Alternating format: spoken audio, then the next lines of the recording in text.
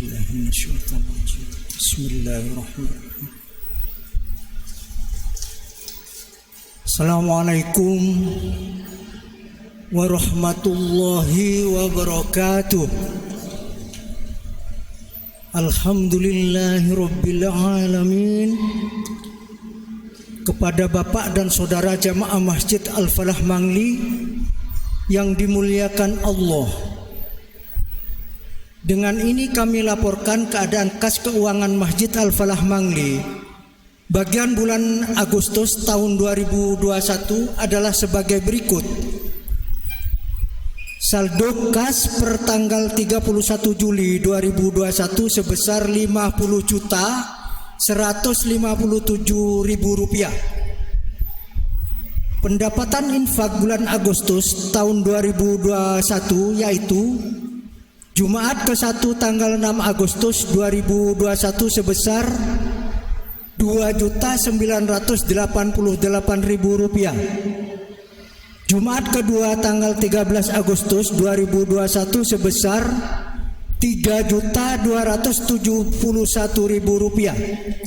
Jumat ketiga tanggal 20 Agustus 2021 sebesar Rp3.072.000. Dan Jumat keempat tanggal 27 Agustus 2021 sebesar Rp2.966.000. Pendapatan lain-lain yaitu sumbangan. Satu sumbangan dari Bapak Haji Baidowi Mangli sebesar Rp500.000. Dua sumbangan dari hamba Allah sebesar Rp1.000.000. Dan ketiga sumbangan dari hamba Allah sebesar Rp100.000.000. Jadi jumlah penerimaan bulan Agustus 2021 sebesar Rp113.797.000. Pengeluaran bulan Agustus 2021 yaitu untuk gaji petugas keamanan, petugas kebersihan, melanjutkan pembangunan rumah Al-Quran, dan lain-lain yang ada kepentingannya dengan Masjid Al-Falah Mangli sebesar Rp43.935.000. Jadi saldo kas per tanggal 31 Agustus 2021 sebesar Rp120.019.000. Demikian yang dapat kami sampaikan. Atas perhatiannya kami sampaikan terima kasih. Dan apabila Bapak dan Saudara kurang jelas bisa dilihat di papan pengumuman atau bisa menghubungi Bendahara Masjid Al-Falah Mangli. Dan bertindak imam dan khotib pada siang hari ini adalah Ustadz Haji Syarif Jawas LC dari Rambi Puji Jember. Demikian, wassalamualaikum warahmatullahi wabarakatuh.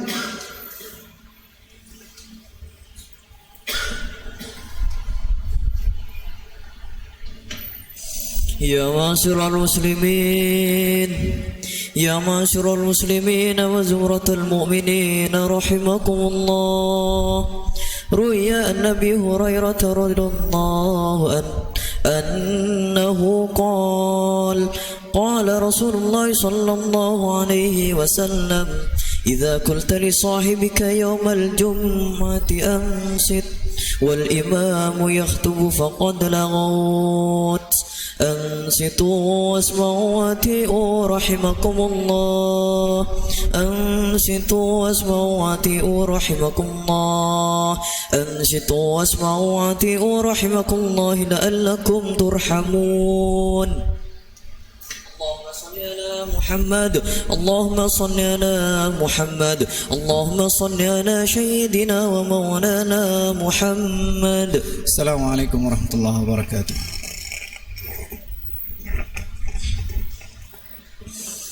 الله أكبر الله أكبر الله أكبر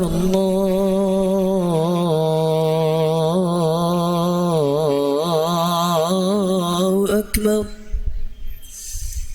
أشهد أن لا إله إلا الله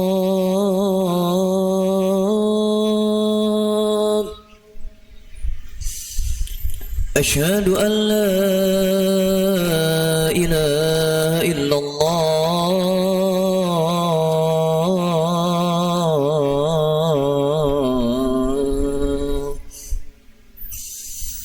أشهد أن محمد رسول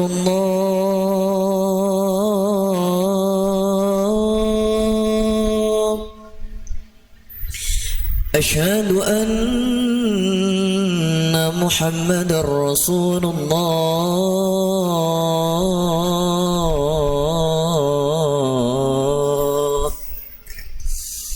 حي على الصلاة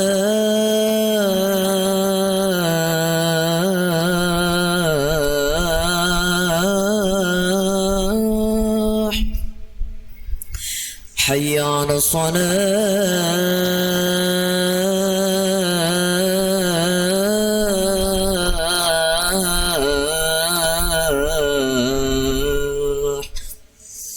حي على الفلاح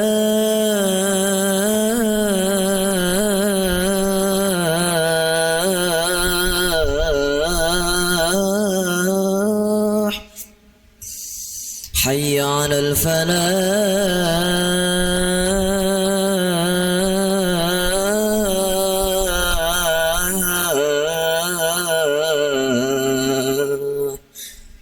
الله أكبر الله أكبر لا إله إلا الله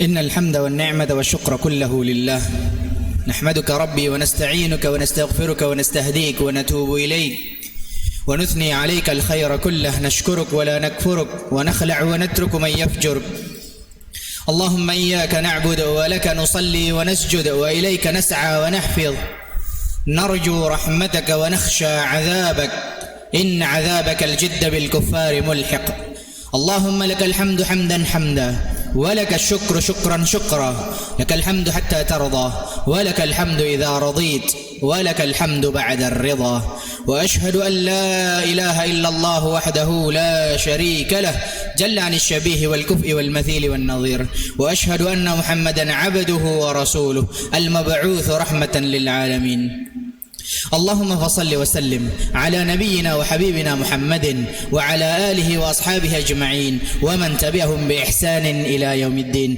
فيا عباد الله أوصيني وإياكم بتقوى الله فقد فاز المتقون حيث قال تعالى في كتابه العزيز وهو أصدق القائلين بعد أعوذ بالله السميع العليم من الشيطان الرجيم يا أيها الذين آمنوا اتقوا الله حق تقاته ولا تموتن إلا وأنتم مسلمون أما بعد Ma'asyiral hadirin, jamaah salat Jumat yang dimuliakan Allah Subhanahu wa taala. Melalui mimbar Jumat yang penuh barakah ini, khatib mengajak diri khatib pribadi selanjutnya antum semua sekalian agar sama-sama kita berusaha meningkatkan kualitas keimanan dan ketakwaan kita kepada Allah Subhanahu wa taala.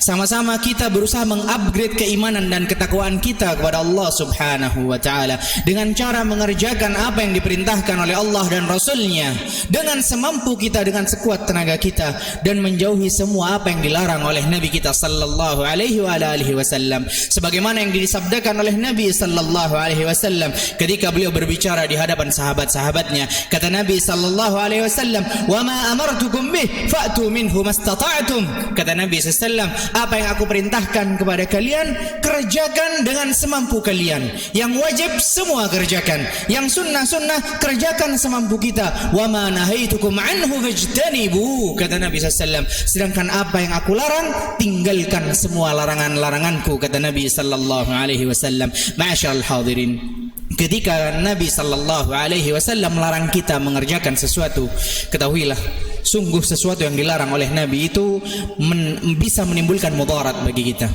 Apabila kita mengerjakannya, bisa kita mendapatkan dosa yang sangat besar dari Allah subhanahu wa ta'ala.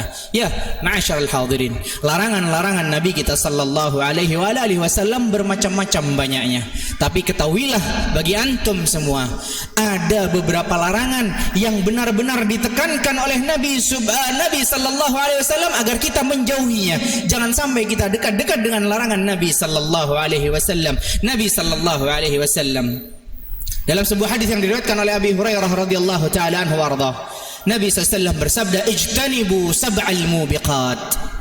Kata Nabi sallallahu alaihi wasallam berkata kepada sahabat-sahabatnya, "Ijtanibu, jauhi oleh kalian ada 7 dosa al-mubiqat yang bisa menghancurkan dan membinasakan kalian," kata Nabi SAW. Ya, larangan Nabi banyak dan bermacam-macam. Tapi ada 7 dosa yang ditekankan oleh Nabi SAW harus kita jauhi semampu kita dengan semua usaha kita. Kenapa? Karena kalau kita mengerjakannya, ma'asyiral hadirin, kata Nabi SAW, al-mubiqat, 7 dosa ini sanggup membinasakan dan menghancurkan orang yang mengerjakannya. Maka sahabat Nabi radhiyallahu taala anhum ajma'in bertanya kepada Nabi sallallahu alaihi wasallam, "Ya Rasulullah, wa ma hunna?" Ya Rasulullah, apa 7 dosa itu yang apabila kita kerjakan maka akan bisa menghancurkan pelakunya ya Rasulullah? Maka dijelaskan oleh Nabi sallallahu alaihi wasallam, yang pertama asyirku billah. Dosa besar pertama yang wajib kita jauhi dengan segenap tenaga dan kemampuan kita, kata Nabi SAW, asyirku billah, syirik kepada Allah subhanahu wa ta'ala, menyembah dan beribadah kepada selain Allah, meminta kepada selain Allah. Tujuan ibadah kita bukan mencari ridha Allah, tapi mencari ridha selain Allah. Maka ketahuilah ini adalah syirik, beribadah kepada selain Allah, dan ini dosanya sangat besar, ma'asyiral hadirin. Puncak daripada segala dosa-dosa besar adalah asyirku billah, syirik kepada Allah subhanahu wa ta'ala, yang mana tidak akan pernah diampunkan dosa-dosanya oleh Allah, janji Allah subhanahu wa ta'ala, yang mana sebagaimana Allah sebutkan dalam Al-Quran, innallaha la yaghfiru an yushraka bih, sekali-kali Allah tidak mengampunkan orang yang melakukan dosa syirik. Akan tetapi dosa-dosa yang lain masih ada kesempatan untuk diampuni oleh Allah subhanahu wa ta'ala. Adapun dosa syirik, abadan tidak akan pernah diampunkan dosa-dosanya oleh Allah subhanahu wa ta'ala. Oleh sebab itu ma'asyiral hadirin, wasiat Nabi yang pertama, jauhi dosa syirik, beribadahlah kita hanya untuk meraih ridha Allah, mengerjakan semua apa yang diperintahkan oleh Allah hanya dengan niat mencari ridha Allah. Maka ini kalau kita kerjakan ma'asyiral hadirin, insyaallah kita akan terbebas dari dosa syirik. Ketahuilah, dosa yang pertama yang bisa menghancurkan pelakunya asyirku billah, syirik kepada Allah subhanahu wa ta'ala. Adapun dosa besar yang kedua yang apabila dikerjakan bisa membinasakan pelakunya, yakni kata Nabi sallallahu alaihi wasallam adalah as-sihir. Orang yang bermuamalah dengan muamalah sihir, orang yang mempelajari ilmu sihir, atau dalam bahasa kita mungkin ilmu santet, ilmu teluh, atau yang lain-lainnya, yang dengannya orang berusaha untuk menyakiti orang lain, yang dengannya orang berusaha untuk memisahkan antara suami dan istrinya. Ketahuilah, ilmu sihir adalah ilmu yang dilaknat oleh Allah subhanahu wa ta'ala, dan orang yang mempelajarinya akan diazab dengan azab yang sangat pedih di hadapan Allah subhanahu wa ta'ala. Ma'asyiral hadirin, jangankan orang yang mempelajari ilmu sihir, orang yang tidak mempelajari ilmu sihir tapi datang kepada ahli sihir bertanya tentang segala sesuatu, maka sungguh salatnya tidak akan diterima oleh Allah subhanahu wa ta'ala selama 40 hari. Sebagaimana yang disabdakan oleh Nabi sallallahu alaihi wasallam, man ata arrafan fasa'alahu an syai' lam tuqbal lahu salah 40 lailah. Siapa-siapa yang datang kepada orang yang mengaku dirinya pintar, mengetahui tentang masa depan, orang yang mempelajari ilmu sihir, kemudian dia bertanya tentang segala sesuatu kepada orang tersebut, lam tuqbal lahu salah, tidak akan diterima salatnya oleh Allah subhanahu wa ta'ala 40 lailah, selama 40 malam lamanya. Bahkan yang lebih dahsyat lagi, ma'asyiral hadirin, man ata arrafan fasaddaqahu bima yaqul. Siapa-siapa yang datang kepada ahli sihir, kepada orang yang mengaku dirinya pintar, tahu tentang ilmu-ilmu gaib, fasaddaqahu bima yaqul, dan mempercayai apa yang dia ucapkan, faqad kafara bima unzila ala Muhammad, sungguh dia telah kafir terhadap apa-apa yang diturunkan kepada Nabi Muhammad sallallahu alaihi wa alihi wasallam. Ma'asyiral hadirin, ijtanibu as-sihr, jauhi sihir apapun bentuknya, karena itu sungguh dosa yang sangat besar di hadapan Allah Subhanahu wa taala. Kemudian yang ketiga, ma'asyiral hadirin, dosa yang apabila dikerjakan oleh seseorang akan menghancurkan dan membinasakan orang tersebut. Kata Nabi sallallahu alaihi wasallam, wa qatlun nafsil lati harramallahu illa bil haqq, menghilangkan nyawa orang lain tanpa ada uzur yang diperbolehkan dalam syariat Islam.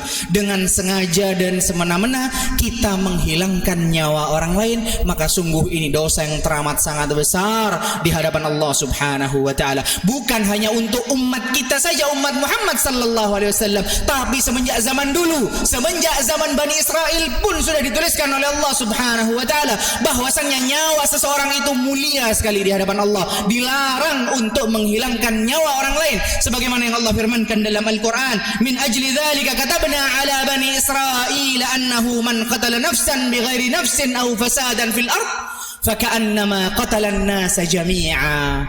Allah sudah tuliskan untuk Bani Israel, siapa yang membunuh nyawa seorang saja, satu orang saja, tanpa ada alasan yang jelas, maka dosanya seakan-akan dia qatalan nasa jami'a, membunuh semua orang yang hidup pada masa itu.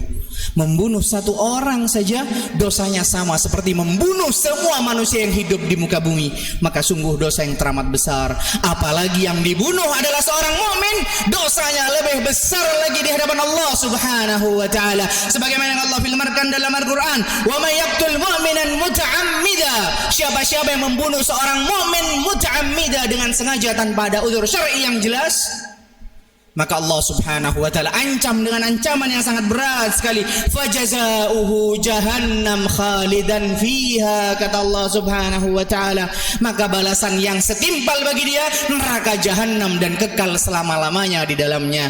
Ma'asyiral hadirin, jauhi menghilangkan nyawa orang lain tanpa ada urusan yang jelas yang diperbolehkan oleh syariat. Wallahi, kalau ini dikerjakan, ma'asyiral hadirin, sungguh akan sanggup membinasakan pelakunya di hadapan Allah Subhanahu wa taala. Kemudian dosa besar yang keempat yang apabila dikerjakan oleh pelakunya akan membinasakan dirinya adalah wa aklur riba, memakan harta riba. Seseorang yang bermuamalah dengan muamalah riba, maka sungguh akan membinasakan pelakunya di hadapan Allah Subhanahu wa taala. Sebagaimana yang Allah janjikan dalam Al-Qur'an, siapa-siapa yang tidak mau meninggalkan muamalah dengan riba, kata Allah Subhanahu wa taala, fa'adhanu biharbin minallahi wa rasulih, umumkan perang dengan Allah dan Rasulnya. Ma'asyiral hadirin, orang yang bermuamalah dengan muamalah riba tidak akan pernah memenangkan peperangan melawan Allah Subhanahu wa taala dan Rasulnya, kecuali dia akan dibinasakan oleh Allah Subhanahu wa taala. Yang kelima, ma'asyiral hadirin, dosa besar yang bisa menghancurkan dan membinasakan pelakunya adalah wa aklu malil yatim, memakan harta anak yatim. Makan harta anak yatim tanpa sesuatu yang dibenarkan oleh syariat Allah Subhanahu wa taala min a'zamil jarimah, termasuk dosa yang sangat besar di hadapan Allah. Mengapa? Karena sesungguhnya Nabi bukan memerintahkan kita makan harta anak yatim, tapi justru untuk melindungi anak yatim, menafkahi anak yatim, memelihara anak yatim. Ini yang diperintahkan oleh Nabi sallallahu alaihi wasallam. Saking cintanya Nabi dengan anak yatim, sampai Nabi SAW menjanjikan siapa yang makan harta anak yatim tanpa ada sesuatu yang diperbenarkan dalam syariat Islam, sungguh itu akan membinasakan dirinya di hadapan Allah Subhanahu wa taala. Kemudian selanjutnya, ma'asyiral hadirin, dosa besar yang nomor 6 yang apabila dikerjakan akan membinasakan pelakunya adalah tawalla yauma zahf, lari dari medan perang. Ketika terjadi peperangan antara kaum muslimin dengan kaum kufar, dia mundur karena pengecut. karena takut dengan musuh, bukan karena mengatur strategi atau bukan karena bergabung dengan kaum muslimin yang lainnya, mundur dari medan perang karena pengecut, sungguh ini dosa yang sangat besar di hadapan Allah. Pulang dengan kemurkaan Allah subhanahu wa ta'ala, akan membinasakan dirinya di hadapan Allah subhanahu wa ta'ala. Kemudian ma'asyiral hadirin, dosa besar yang terakhir yang apabila dikerjakan akan membinasakan pelakunya adalah waqadful muhsanatil mu'minatil ghafilat, menuduh perempuan muslim baik-baik sebagai seorang pezina, menuduh wanita-wanita muslimah yang terjaga kehormatannya dituduh dengan tuduhan pezina tanpa bisa mendatangkan 4 orang saksi yang melihat dengan mata kepalanya sendiri. Sungguh ini dosa yang sangat besar di hadapan Allah subhanahu wa ta'ala, yang apabila dikerjakan oleh kita akan sanggup membinasakan pelakunya di hadapan Allah subhanahu wa ta'ala. Ma'asyiral hadirin, mudah-mudahan Allah subhanahu wa ta'ala berikan kita kekuatan untuk bisa menjauhi 7 dosa besar ini,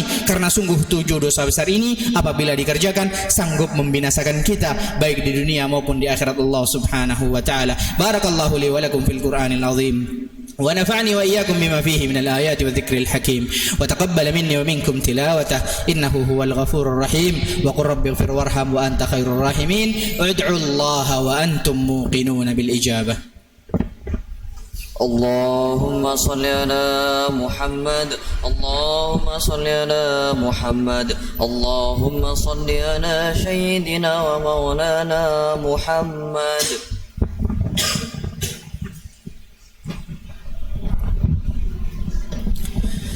الحمد لله حمدا كما أمر، وأشهد أن لا إله إلا الله وحده لا شريك له إرغاما لمن جهد به وكفر، وأشهد أن محمدا عبده ورسوله سيد الخلائق والبشر.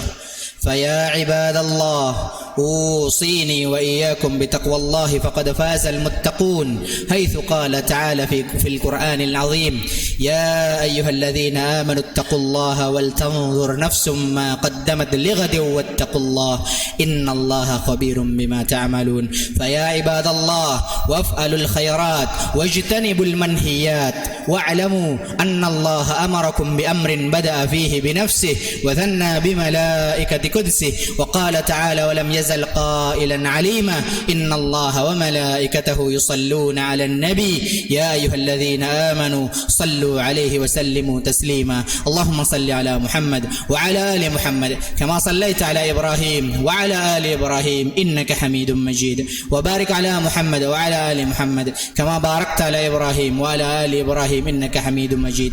اللهم وارض عن الخلفاء الراشدين الذين كانوا قضوا بالحق وكانوا به يعدلون، أبي بكر وعمر وعثمان وعلي، وعن بقية الصحابة أجمعين وتابعين وتابع التابعين ومن تبعهم بإحسان إلى يوم الدين. اللهم اغفر للمسلمين والمسلمات والمؤمنين والمؤمنات الأحياء منهم والأموات إنك سميع قريب مجيب الدعوات ويا قاضي الحاجات. ربنا ظلمنا أنفسنا وإن لم تغفر لنا وترحمنا لنكونن من الخاسرين. ربنا لا تزغ قلوبنا بعد إذ هديتنا وهب لنا من لدنك رحمة إنك أنت الوهاب. ربنا إننا سمعنا مناديا ينادي للإيمان أن آمنوا بربكم فآمنا. ربنا فاغفر لنا ذنوبنا وكفر عنا سيئاتنا وتوفنا مع الأبرار. اللهم إنا نسألك إيمانا كاملا ويقينا صادقا وتوبة نصوحا وتوبة قبل الموت ورحمة عند الموت ومغفرة بعد الموت. اللهم هون علينا يا الله في سكرات الموت والنجاة من النار والعفو عند الحساب. اللهم لا تدع لنا في مقامنا هذا ذنبا إلا غفرته ولا هما إلا فرجته ولا كربا إلا نفسته ولا مريضا إلا شفيته ولا دينا إلا قضيته ولا موتا إلا رحمته ولا حاجة من حوائج الدنيا هي لك رضا ولنا فيها صلاح. ربنا آتنا في الدنيا حسنة وفي الآخرة حسنة وقنا عذاب النار. سبحان ربك رب العزة عما يصفون وسلام على المرسلين والحمد لله رب العالمين. عباد الله، إن الله يأمر بالعدل والإحسان وإيتاء ذي القربى وينهى عن الفحشاء والمنكر والبغي يعظكم لعلكم تذكرون. فاذكروا الله العظيم يذكركم واسألوه من فضله يؤتيكم ولذكر الله عز وجل أكبر. الله يعلم ما تصنعون. أقيموا الصلاة. الله أكبر الله أكبر أشهد أن لا إله إلا الله أشهد أن محمد رسول الله حي على الصلاة حي على الفلاح قد قامت الصلاة قد قامت الصلاة الله أكبر الله أكبر لا إله إلا الله. أقيموا صفوفكم وسد الخلل، استقيموا اعتدلوا استووا سووا صفوف، فإن تسوية الصف من تمام الصلاة. أقبلوا على الله بقلوب خاشعة يرحمكم الله.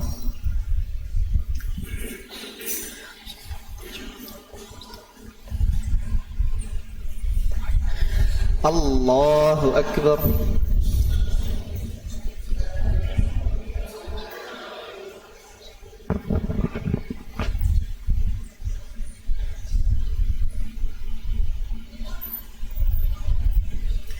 بسم الله الرحمن الرحيم.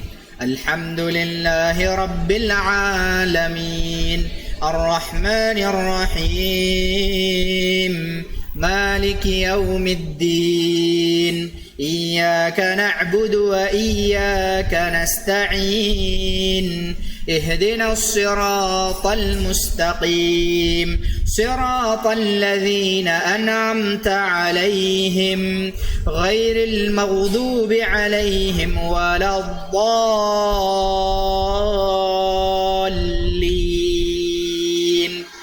آمين.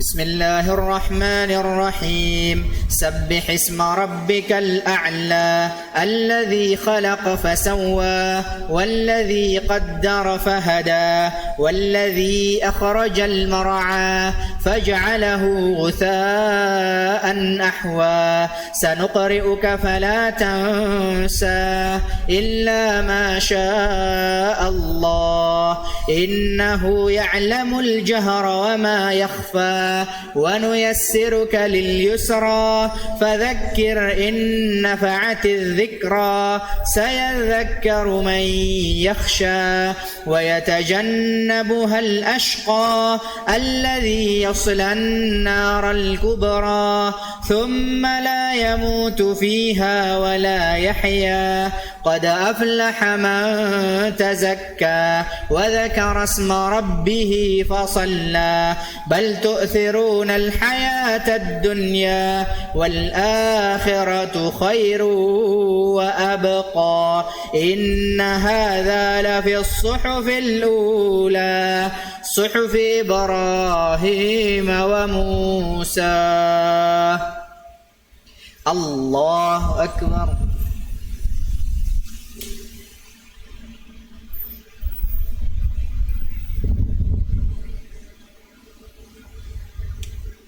سمع الله لمن حمده.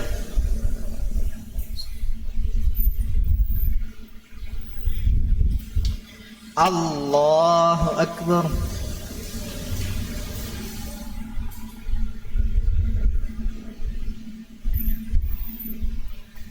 الله أكبر.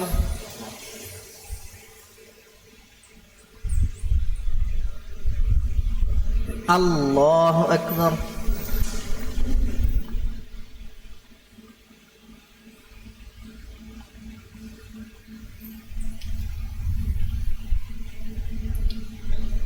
الله أكبر. بسم الله الرحمن الرحيم. الحمد لله رب العالمين الرحمن الرحيم مالك يوم الدين إياك نعبد وإياك نستعين اهدنا الصراط المستقيم صراط الذين أنعمت عليهم غير المغضوب عليهم ولا الضالين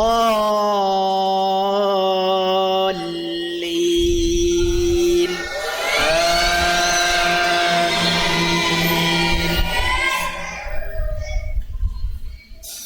بسم الله الرحمن الرحيم. لإيلاف قريش إيلافهم رحلة الشتاء والصيف فليعبدوا رب هذا البيت الذي أطعمهم من جوع وآمنهم من خوف. الله أكبر.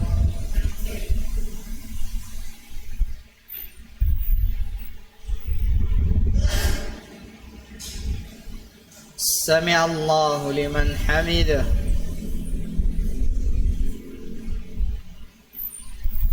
الله أكبر.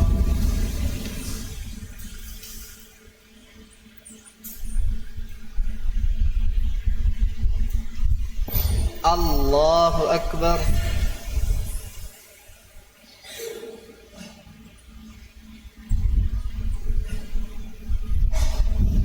الله أكبر.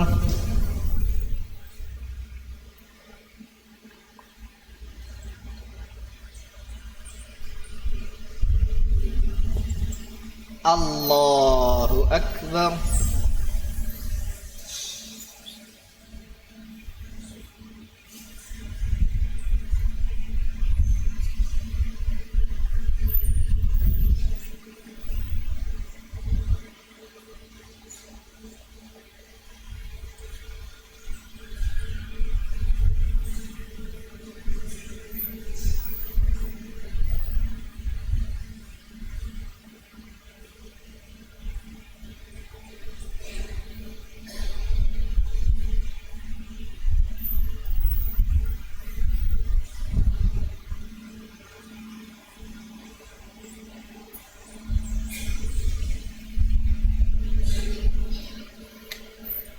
السلام عليكم ورحمة الله. السلام عليكم ورحمة الله.